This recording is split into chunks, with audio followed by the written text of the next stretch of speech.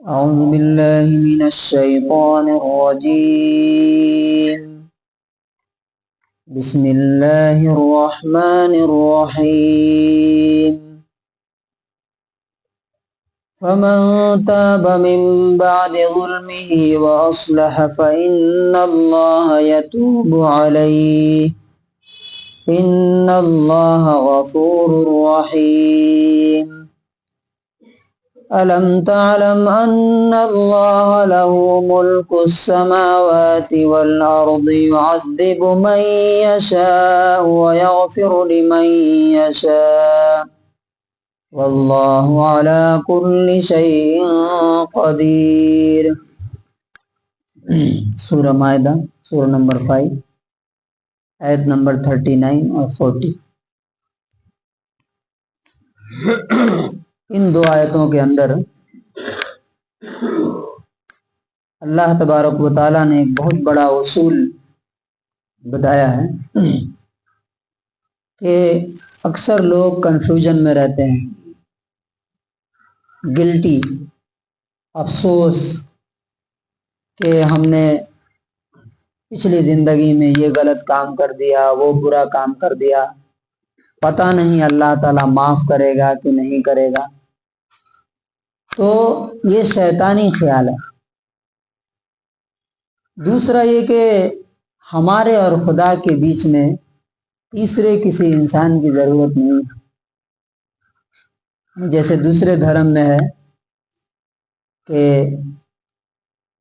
Father کے سامنے جا کر کے، کرسچن میں ہے نا، کیا ہوتا ہے، سنڈے کو جا کر کے فادر کے سامنے کنفیس کرنا، اپنے جرم کو بتانا کہ ہاں ہم مجرم ہیں، گنہگار ہیں، وہ اللہ تعالیٰ سے معافی مانگ. یا ہندو دھرم میں آپ دیکھتے ہیں کہ پنڈت کے سامنے لے آ کے وہ ناریل نیمبو دیں گے، پتہ نہیں کیا کیا، اس کے بعد وہ جا کر کے یہ کرے. نہیں، اللہ تعالیٰ بولتا ہے انسان ہے، غلطی ہو گئی، اگر معافی مانگ لیا اور وہ غلطی چھوڑ دی تو اللہ تعالیٰ سارے گناہوں کو معاف کر. کتنا بڑا ریلیف ہے یہ اللہ تعالیٰ کی طرف. تو پہلے ہم ترجمہ دیکھیں گے، اور کل جو ہم نے یہ آیت نمبر 38 پڑھا تھا، ہمارے ایک دوست نے بولا کہ ترجمہ سمجھ میں نہیں آیا. تو یہ بہت ریئر ہوتا ہے کہ کوئی انسان یہ بولے کہ مجھے یہ آیت سمجھ میں نہیں آئی، مجھے سمجھا دیجیے. یہی فرق ہے ہمارے میں اور صحابہ کرام میں.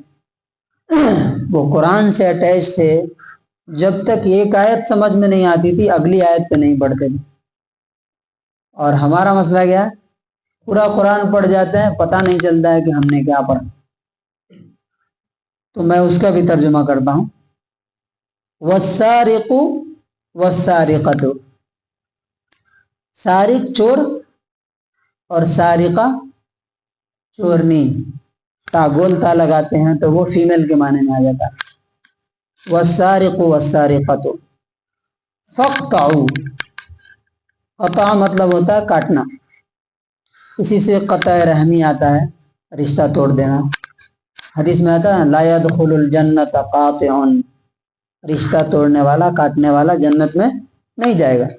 تو فاقطعوا، کاٹ دو. کیا کاٹ دو؟ ایدیہما، ان کے ہاتھ.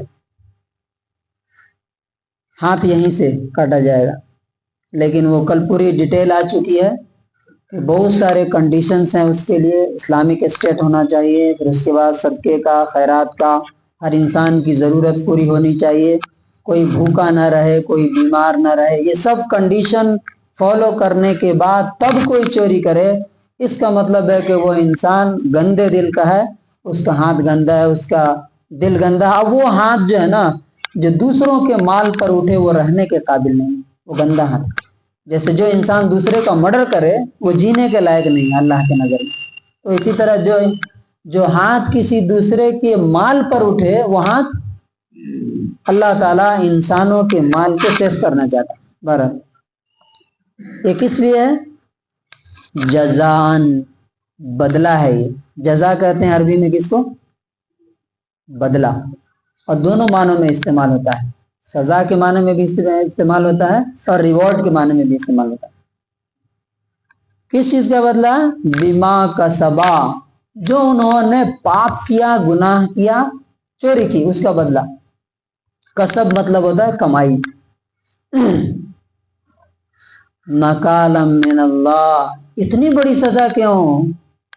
اکثر لوگ سوال کرتے ہیں تو اللہ تعالیٰ کہتا ہے یہ اللہ کی طرف سے عبرتناک سزا ہے، روکنے والی سزا ہے یہ، کہ دوسرے آدمی کی ہمت نہ ہو پھر کسی کے مال اور پراپرٹی اور کار اور کسی چیز پر ہاتھ اٹھانے کے لیے۔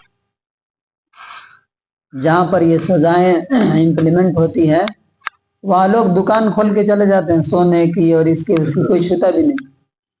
انڈیا میں کھول کے جا سکتے ہیں کیا؟ سیکیورٹی گارڈ رکھتے ہیں پھر بھی بینک لوٹ لیا جاتا ہے، کیوں؟ نکال کا جو ورڈ ہے اس کا معنی ہوتا ہے یہ گھوڑے کے لگام میں ایک لوہا رہتا ہے اندر، معلوم؟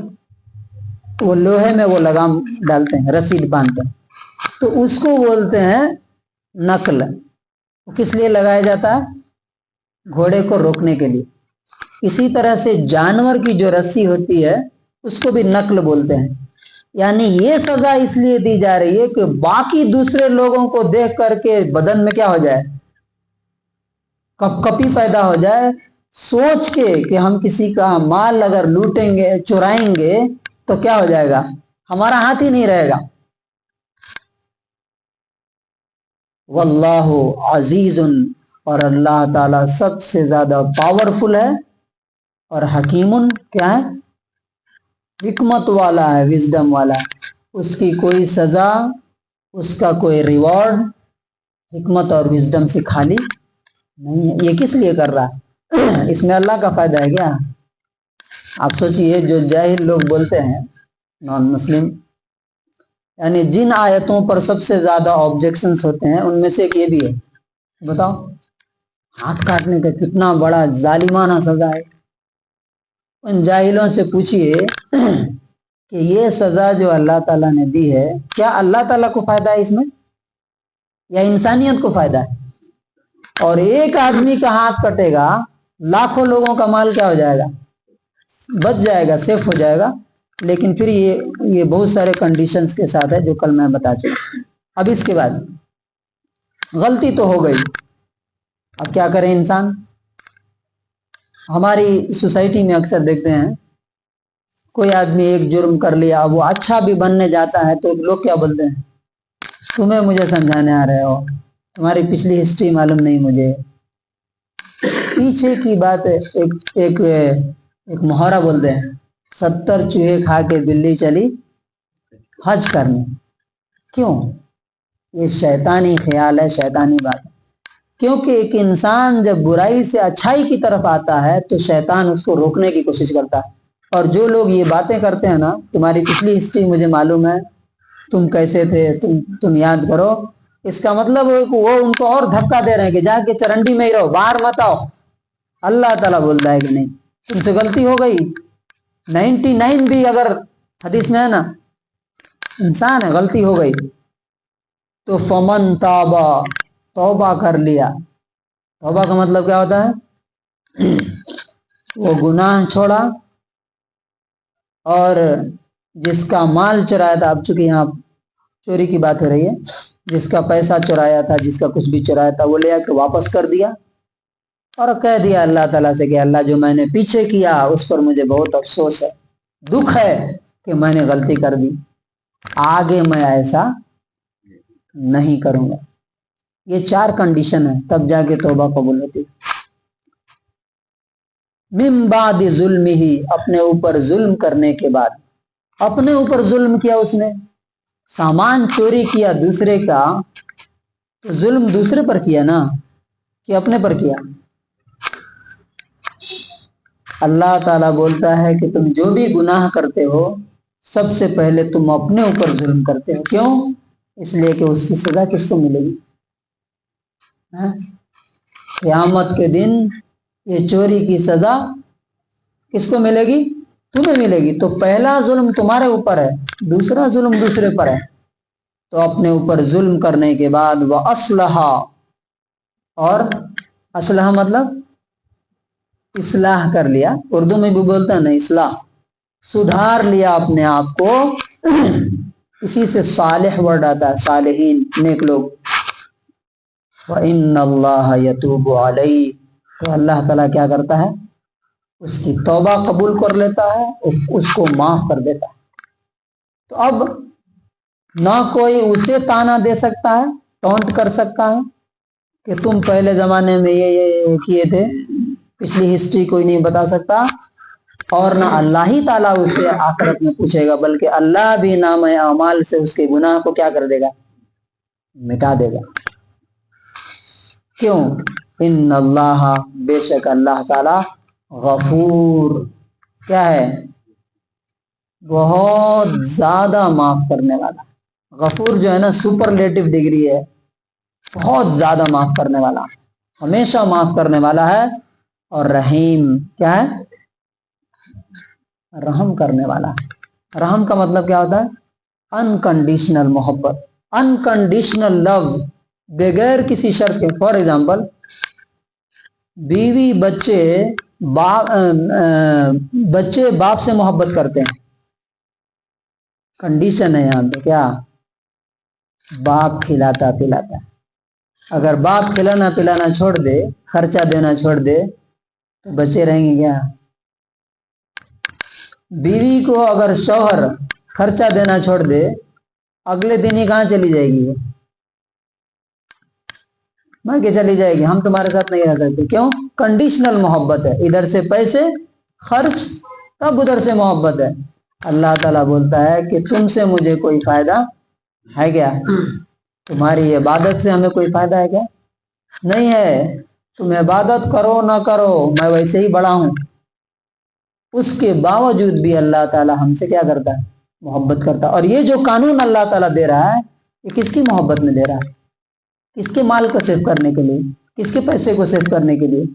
کس کی پراپرٹی کو سیو کرنے کے لیے؟ اپنی پراپرٹی کو، ہماری پراپرٹی کو. نکالا من اللہ، تاکہ دوسرے لوگوں کو سبق حاصل ہو. اس کا ہندی ترجمہ ہے، چور اور چورنی، ان دونوں کے ہاتھ کاٹ دو ان کے کرنی کے پھل کے طور پہ، اور یہ اللہ کی طرف سے شکشا پرت یاتنا ہے، اور اللہ تعالیٰ پربھتشالی اور تتودرشی ہے. مگر جو اپنے اتیاچار کے بعد معافی مانگ لے اور اپنے آپ کو سدھار لے، تو اللہ تعالیٰ اس کی طرف دھیان دے گا رحمت کے ساتھ. اور بے شک اللہ تعالیٰ اتینت چھماشیل اور اتینت دیاوان ہے. انگلش ٹرانسلیشن ہے، As for the thief, the male and the female amputate their hands in the recompense for what they committed as a deterrent punishment from Allah, and Allah is all powerful and wise. But whoever repents after his wrongdoing and reforms himself, then indeed Allah will turn to him in forgiveness. Indeed Allah is forgiving and merciful. تو conclusion اور خلاصہ کیا ہے؟ Number 1، اللہ تعالیٰ لوگوں کے مال کو save کرنے کے لیے یہ ہاتھ کاٹنے کی سزا دی ہے. اور نمبر 2، جو بھی ظلم، جو بھی کمی، جو بھی گناہ پچھلی لائف میں ہو گئے، انسان کو اگر ابھی ریئلائز ہو گیا کہ مجھ سے غلطی ہو گئی، اللہ سے معافی مانگ لے. اور جو لوگوں کا جو حق اور رائٹس، جو بھی پیسے یا جو بھی لیا ہے وہ دے دیے، تو اللہ تعالیٰ پیچھے چاہے آسمان کے برابر بھی گناہ ہے، اللہ تعالیٰ اس کو معاف کر دے گا.